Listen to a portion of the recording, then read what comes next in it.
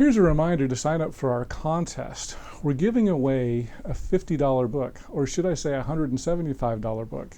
It's the Parallel Doctrine and Covenants that compares the 1832, 1833, and 1835 editions of the Doctrine and Covenants and shows the changes in each, parallel side by side. We've teamed up with Benchmark Books to give away this book, and we're excited to hold the contest on July 24th, 2017. Get your entry in by signing up for our newsletter at gospeltangents.com/newsletter. The Temple Lot case is one of the most important source documents for polygamy for Mormon historians. Back in the late 1800s, the RLDS Church claimed Joseph was a monogamist and wanted to own the Temple Lot in Independence, Missouri. However, another group, known as Temple Lot Mormons, colloquially, actually they're called the Church of Christ Temple Lot, actually owned the property, and they wanted to retain ownership of this. The LDS Church decided to help the Temple Lot Mormons and had women testify about their relationship to Joseph Smith. Dr. Brian Hales describes their testimony and why this is such an important court case. We'll continue our conversation in talking about Helen Mar Kimball and why she was or wasn't involved in the Temple Lot case. Check out our conversation. And after the sealing, Helen continued to go to dances and balls and socialize for the next several months until at one point Joseph stepped in and said, look, we don't want her doing this anymore. And later Helen said that she hated polygamy. I mean, she wrote this down early on. This was one of the early writings before she wrote her books defending it. But the reason she hated polygamy was not because of her own relationship with it, but because of how it affected her mother. And I argue that if she were having conjugal relations with Joseph and finding that to be undesirable, she might have actually used her relationship with Joseph as a reason for hating polygamy. But the real question that comes up is, if the marriage was consummated, and I don't think it was, why did they not call Helen to be a witness in the 1892 Temple Lot case? I don't know if you're familiar with that. Talk about it. It's kind of a fun little episode, and let me digress for just a minute, because Don Bradley pointed this out at one point. He's written an article on it. If it had not been for the RLDS Church, they started in 1860, and they had two primary issues. One was that the president of the church had to be genetically related to Joseph Smith, and so Joseph Smith III, his son, was the first president of the RLDS Church. But their other big thing was Joseph wasn't a polygamist. And so they started sending missionaries out to Utah in the late 1860s and through the 1870s. And so what did the church do? The LDS Church in Salt Lake decided, we're going to document what happened back in Nauvoo, because nobody was writing about it, almost. And so in 1869, Joseph F. Smith collected dozens of affidavits, other stories, testimonials. All this stuff was collected. Why? To counter the claims of the RLDS Church. 1887, Andrew Jensen, as an independent researcher, collects all these stories, didn't know about the 1869 affidavits, so he creates this other cache of accounts talking about Nauvoo polygamy. And then in 1892, we find this lawsuit.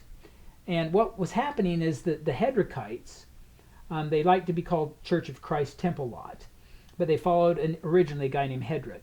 Granville Hendrick. Yeah. And they owned the Temple Lot. They physically were there, and the RLDS Church had just gained possession of the Kirtland Temple by suing the people that were living in it or owned it and saying that we are the original church, so we still own it. And even though they really didn't prevail, is my understanding, in the court, because the winners of the Kirtland Temple. Kirtland or Independence? I'm talking Kirtland now, because it segues into Independence. Because the Hedrickites are in Independence, right? Right, so right. I was a bit confused there. Yeah, sorry. It's good to clarify. But in Kirtland, my understanding is that the lawsuit, the RLDS Church lost it. But they read the decision by the judge, and they ran out of the court yelling, "We won, we won!" And they just pushed the owners who actually had won the suit out and just took possession of it, because the people who won the suit and were in possession didn't understand that they had won it. And so they just kind of, by default, just took over the Kirtland The Temple. Temple Lot people, the Hedrichites, took over the Kirtland No, Temple? this is the RLDS Church. The RLDS The Church. RLDS Church wanted to start getting ownership of these places, so they sued the people who owned the Kirtland Temple. They lost, but they said they won, and they took possession of it. And so their next quest was to take possession of the Independence Lot. Well, that was a little different, because at this point, the Utah Church didn't want them to win. There was a lot of animosity between the two groups, the RLDS and the Utah Church.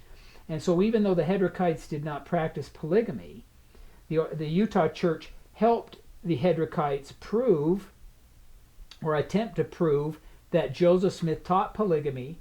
Polygamy was part of the original church, and the RLDS don't practice polygamy. So they aren't the same church as Joseph Smith organized. Does that make sense? Mm-hmm. It's a little complicated, but that was the primary argument. Polygamy was the major issue in all of the discussion. Is if the RLDS Church is the same church, then they've got to prove Joseph wasn't a polygamist. And so we have several accounts, they're very late, but giving us additional details about Nauvoo polygamy. And so if we didn't have the RLDS Church saying Joseph wasn't a polygamist, we wouldn't have the 1869 affidavits, we wouldn't have the 1887 collection by Andrew Jensen, and we wouldn't have the additional information from the Temple Lot case. Together, those three are 75% of what we know. And it's scary for a researcher on polygamy to think about what we would know about Nauvoo polygamy if the RLDS Church had not taken the stance that they did. It's really scary. You'd have John C. Bennett, you'd have William Law, and you would not know even a fraction of what we think we know or about it today. So what happened in the Temple Lot case? This is 1892. The Hedrichites and the RLDS show up with their attorneys, and they're taking depositions of LDS Church members that are helping the Hedrichites. Say Joseph was a polygamist, the RLDS Church is not the same church. And so they called Joseph had 9 plural wives that were still living. Okay, 3 of them had been polyandrous wives. They were not called. Why is that? Was the church too embarrassed about polyandry, or was it because these were eternity-only marriages that were non-sexual and wouldn't have done anything to help the Hedrichites' case? The Hedrichites wanted to prove Joseph was a full-fledged polygamist with sexual relations in some of his marriages. Well, they did call 3 wives. All 3 of them testified that they had sexual relations with Joseph. And 3 wives who were not polyandrous. Not polyandrous. There were 9 total. 3 were polyandrous, not called. 3 of them were called. And what's interesting is they all testified of having relations with Joseph. But Helen Mar Kimball was not called. She was one of the 3 that weren't called. And yet she lived very close to where the depositions were being taken. She could have gone down there. She knew about them. It's in the journal. Her journal talks about them being in town and doing this. And my argument is that the reason they didn't call Helen wasn't because she was 14 and they'd have been embarrassed. I mean, a 14-year-old marriage was eyebrow-raising, but it wasn't scandalous in Nauvoo, and I would think even in Utah in 1890. But the real reason was that Helen could not say that she had relations with Joseph. This was just an unconsummated sealing at that point, just like the polyandrous ones. And so that's why these 4 women were not called, but the 3 that they did call, they were very pointed. Did you have carnal intercourse with Joseph? I mean, the language would have made them terribly uncomfortable, because these were Victorian women, embracing a very conservative belief system, and they would not have liked to talk about it, but they did. And so when I put all these pieces together, that Joseph did not seek the marriage with Helen, he did go along, didn't seek it, and by several evidences, I don't believe that it was consummated. These claims that Joseph was going after these 14-year-olds really is not sustained from a documentary standpoint. I hope you enjoyed our discussion with Dr. Brian Hales. In our next conversation, we'll talk about whether Joseph Smith was a monogamist. Rock Waterman, Denver Snuffer, and even some conservative members of the RLDS tradition believe that Joseph was a monogamist, and they discount many of these court claims, saying these testimonies occurred decades after the fact and are unreliable. What does Dr. Brian Hales think about this? But for those who have questions, the easiest way probably to detect Denver is to, he said Joseph didn't practice polygamy, and then just look at the evidence. And I outline it all here.